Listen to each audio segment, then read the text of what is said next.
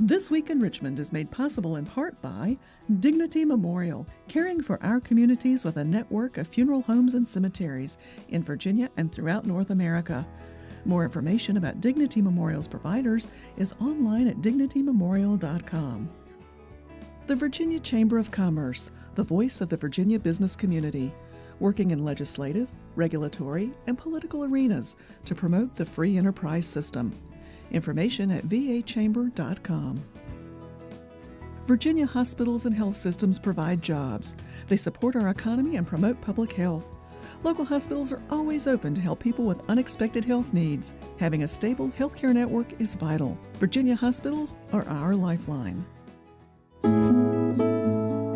I just received a letter from a student who thanked me for instilling the love of math in him. That's why I teach. Brought to you by the Virginia Education Association, because a good education is good for everybody.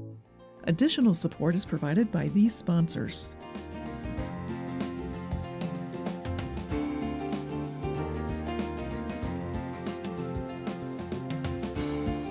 And by the members of Virginia's public television stations. Thank you.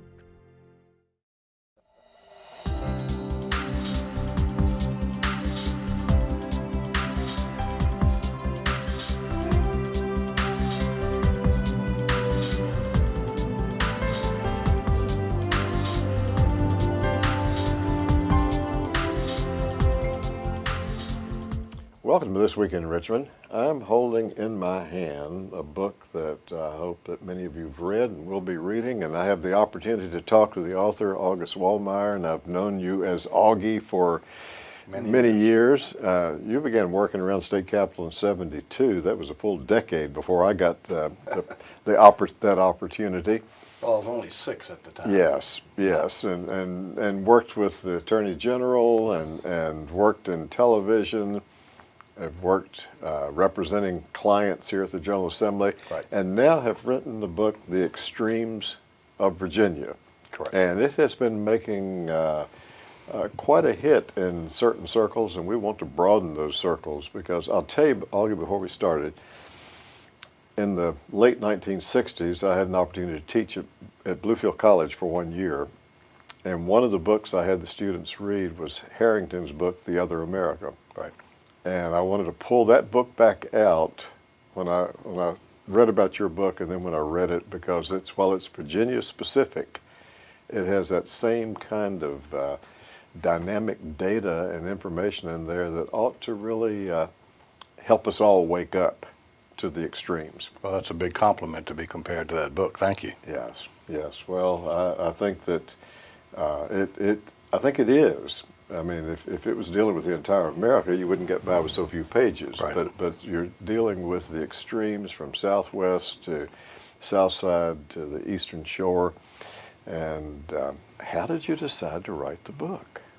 Well, I've been at the General Assembly, as you said, for a long time. And when you're a lobbyist at the General Assembly, you're really busy for certain periods of time. And there's a lot of downtime as you wait for the next meeting or the next opportunity to speak to someone. And for a number of years during that downtime, I have been just watching the delegations from Southwest and Southside and the Eastern Shore and trying to learn more about those areas. I've also spent a fair amount of time visiting those areas on my personal time and with my family. And I became convinced that those areas were parts of Virginia that many people just didn't understand. They just didn't get it. In fact, the premise for the book was that maybe 2/3 of the members of the legislature, this one or any recent legislature, and maybe 2/3 of the members of the administration, again, this one or any recent one, that they really hadn't spent any time in the extremes. They really didn't understand the conditions there. They really didn't know what kinds of problems these people faced and opportunities that they had and lacked. And in my very simple-minded way, I thought, well, if they don't understand these areas and they don't really get it in the vernacular, it's pretty unlikely that they'll stumble across anything that'll be a real help. And so I thought that after my time at the General Assembly was nearing an end, which it is, that maybe it would be one good thing I could do to sort of pay back the state by letting more people be aware of what's going on in these areas and the problems they face. My two-thirds premise that they really didn't get it, I'm not pleased to say, was verified by everyone who I spoke to about this book. 80-some interviews, and nobody thought that Richmond really understands us. Nobody thought Richmond really gets it. And so if this book contributes a little bit towards understanding of what's going on and enlightening our public officials and others about the problems they face, I will have accomplished my goal. Well, we've got some slides. Let's start with some of those, and I think that one of the first ones goes to not exactly the cover of the book, but similar to it, and walk us through some of these early ones. Well, the book focuses again on three areas: Southwest, Southside, and the Eastern Shore. And I find that many people have stereotypes about all these areas. This one that starts shows an abandoned furniture factory in Southwest Virginia, and that's what most people think Southwest is all about. Industries that have gone away and jobs that have disappeared. But the next slide will show another part of Southwest Virginia that some people know about, some people don't, which is it's an area of immense national beauty and an area that's drawing eco-tourists and other people there, which is great for Virginia. Same is true for Southside Virginia. This slide will show a Dan River factory in Southside Virginia with broken windows that's abandoned. All those jobs that were there are now gone, but the next one will show you that there are beautiful spots in Southside Virginia, like this street scene in Clarksville, Virginia. Same for the Eastern Shore, considered by many people to be a sleepy little fishing village or a place dependent really on 19th century agriculture. But Eastern Shore is now home to Virginia's spaceport, and one of the cutting edge industries in Virginia that is providing some jobs and some opportunities for people who live in that area. And so if you put all that together, it kind of shows what I think the extremes is in the minds of people who think about it, and what the extremes is and could be in the minds of other people who know a little bit more. If you stay with the Eastern Shore for just a moment, one of the things I learned in reading your book was the two counties there are different. They're very different. That it's not just Eastern Shore with them all having the same mindset of the same type industry. They are very much different, and their people largely have different ideas about what the future should be. I tried very hard in this book to not in any way be judgmental and say people should be this way or should be that way or should want these things or should avoid these things. But there's clearly a differentiation of opinion on the Eastern Shore between the folks who live in Accomack County and those who live in Northampton County. The Eastern Shore, by some people's estimation, desperately needs jobs, development, and industry somehow to take advantage of the beautiful natural seashore they have there, what North Carolina calls the Outer Banks, which has been an economic boom. Other people look at the Outer Banks of North Carolina and say, we never want that here, and so we are against development. We are against creating that kind of an opportunity. So yeah, it's a different place. There are wonderful people on both sides of that question in the Eastern Shore, but no real agreement.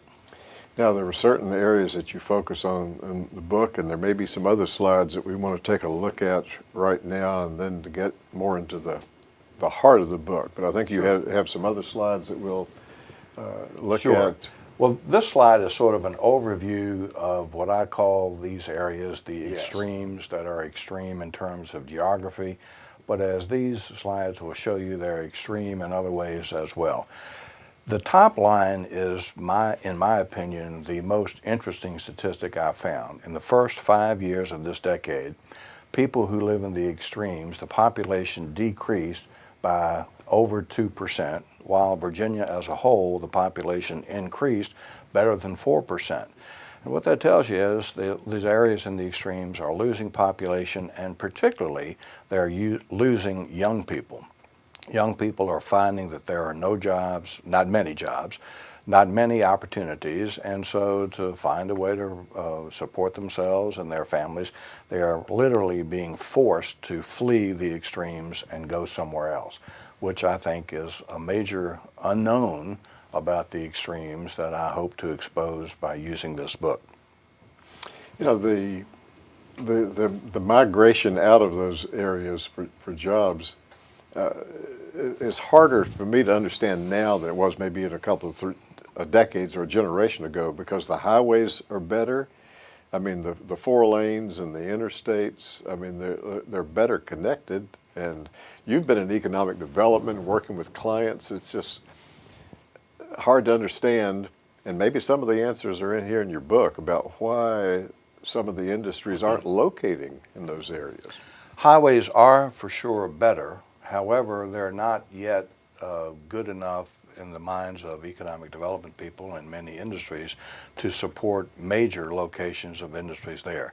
Route 58, for example, the Coalfields Express that goes through Virginia is still incomplete. The hardest part of the Route 58 project, which is designed to link far southwest Virginia with the ports in eastern Virginia, is still unfinished in the most difficult terrain. Mountainous area. So it's hard to do, and it will require a great deal of money to get it fixed. Interstate highway connections are not what people want them to be. And so yes, the transportation system is better than it used to be, but in the minds of many people it's not yet good enough to support large amounts of new industry and new jobs. Some of the other areas in the book you deal with are education levels and health care. Take us into any of those. We've got a slide that shows, I think, the healthcare situation, and generally speaking, the health rankings and the health factors in Southwest, Southside, and the Eastern Shore are considerably worse than they are in the rest of Virginia. And there are a couple of reasons for that. If you live in Southwest Virginia, for example, it's awfully hard to attract a doctor to come and work in your community because the schools are considered poor, the people there are poor, and they don't have a lot of money to provide for their own health care, and so the doctors find it hard to make a living. Another detriment to having medical professionals move into the area is that if you are a doctor, sometimes it's difficult to convince your spouse to come, particularly if you have young children, because the school systems are not considered to be that good. And so the sad truth today is if you live in Southside, Southwest, or the Eastern Shore, sometimes the only real opportunity you have to get health care or dental care comes once a year, when a group called the Remote Area Medical Facility comes to your community and sets up a big outdoors encampment and provides free health care. One of the things that really surprised me was that many people think that the Affordable Care Act, Obamacare it's called now, provides health care to poor people. And it's really not true. It provides subsidized health care to some poor people who have some funds to pay part of their medical premium. But if you are among the poorest of the poor, the Affordable Care Act or Obamacare isn't helpful at all. And those are the people that live in these areas that desperately need health care that's provided only now by people who do it on a volunteer basis. And the education opportunities that are there too, you deal with that in the book. Another thing that frankly surprised me was to hear the chancellor of Virginia's community college system say that in what they call the horseshoe area, which is Eastern Shore, South Side, Southwest, and part of the Shenandoah Valley, which is not a subject of this book, that the educational system there ranks among the poorest in the United States, last in the nation, while the urban corridor of Virginia, the wealthier part from Northern Virginia through Fredericksburg, Richmond, and swinging eastward over to Hampton Roads, is number 2 in the nation. Now think of that disparity, going in one part of the state where your situation is judged to be the worst in the nation, and another part of the state, the same state where we all live, where it's number 2. It's an immense disparity, and one that I think the state should be paying more attention to. You know, that was part of what I had marked in the book when I read it, those exact pages with the chancellor speaking. And he goes on, you go on to say, in quoting him, that it's not really due to a lack of money, but it's all the other stuff, all the doubt, all the cycle of under-educational achievement generation after generation. He says, he contends it's not the money that people think it is. Money is a part of it, but as the chancellor says, it's only a part of it. A lot of it is generational. A lot of it is what people have been grown accustomed to for generations. After, if your parents didn't have a sufficient education, or your grandparents, and you live in a poor area where education is not highly valued, where the school system is not particularly good, it's not one of those things that comes up in your list of things that in your life you want to achieve. And you look at the statistics, I think I'm right from memory, that in the extremes, 77% of people who go to high school actually graduate, where in the state of Virginia it's 88%. And of those who are graduated from college, it's less than half of the average statewide.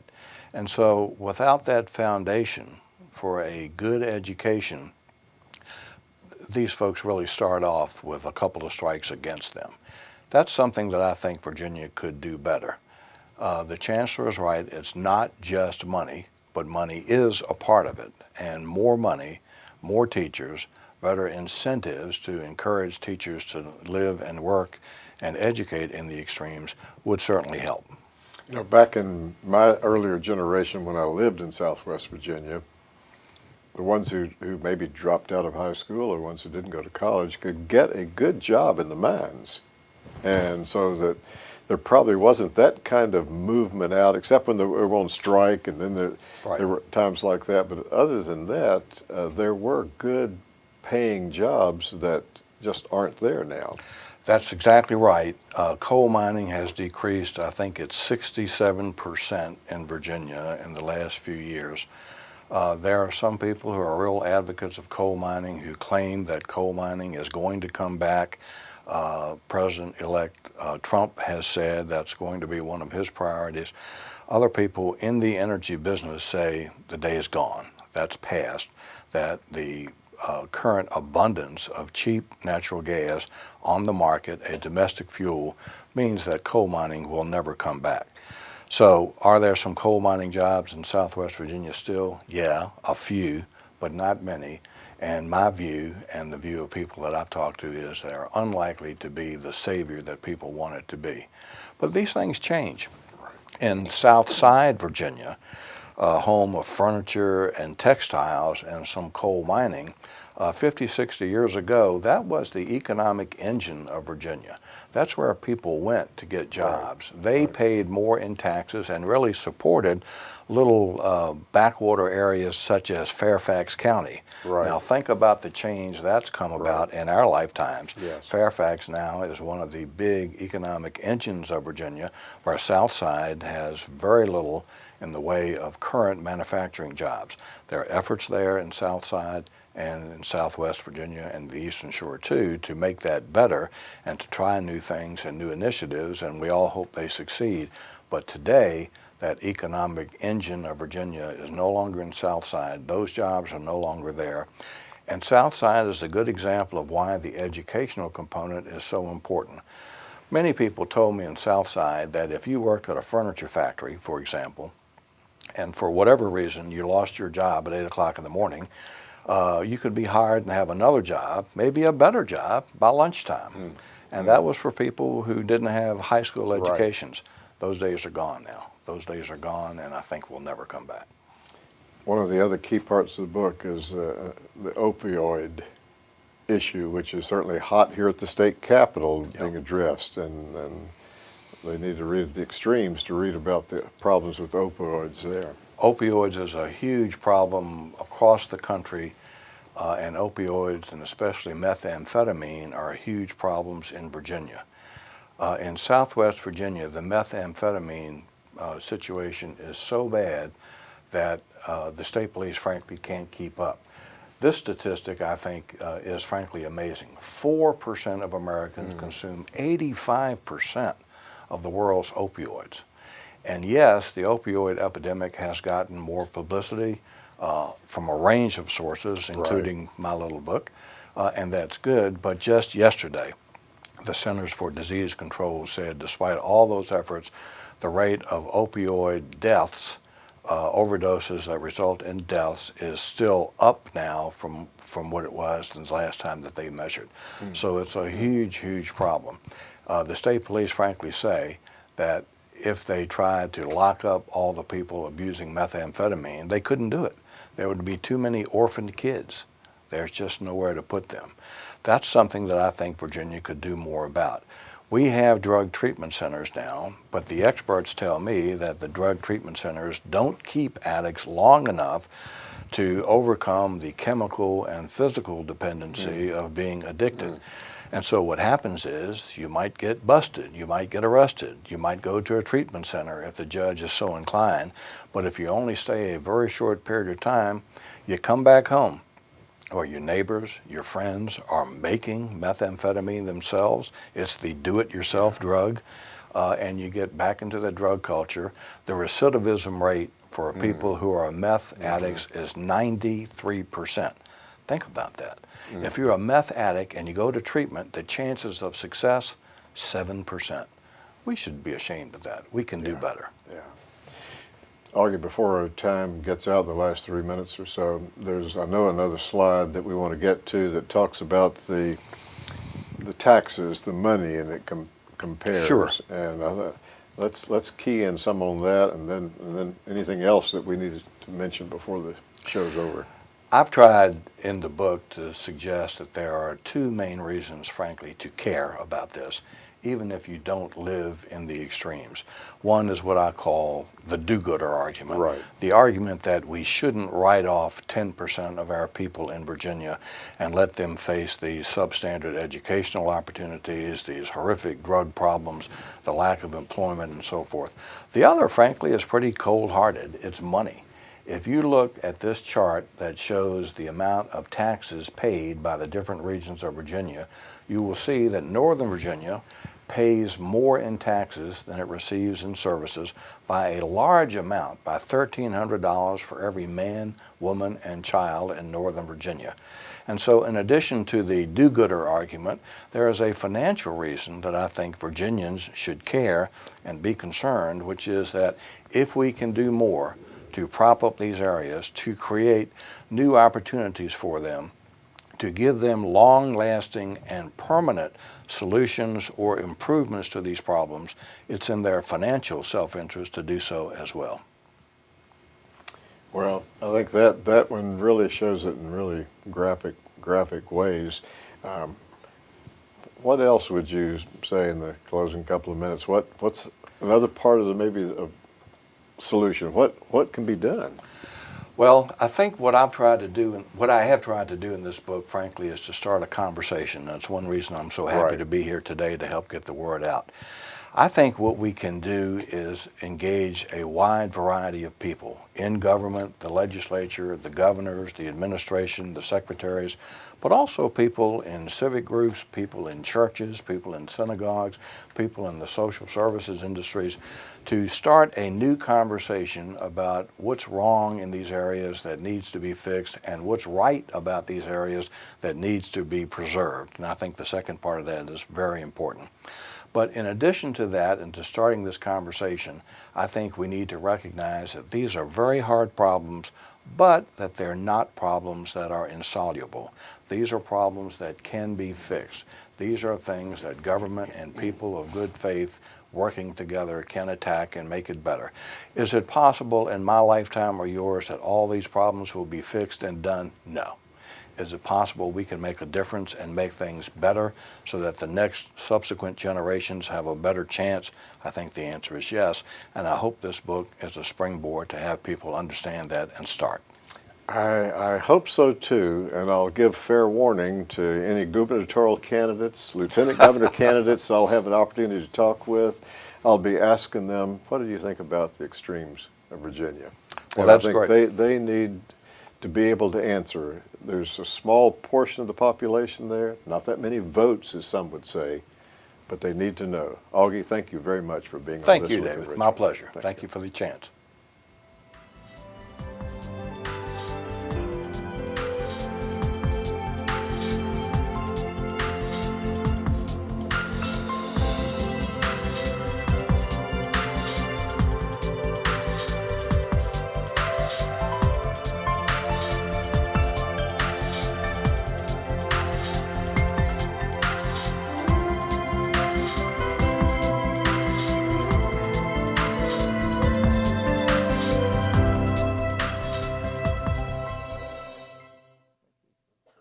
This Week in Richmond is made possible in part by Dignity Memorial, caring for our communities with a network of funeral homes and cemeteries in Virginia and throughout North America.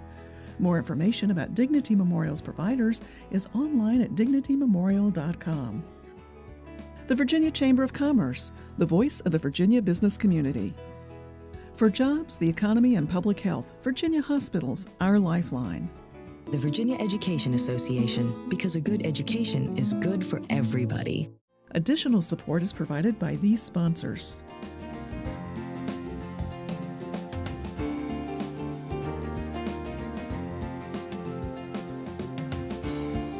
And by the members of Virginia's public television stations. Thank you.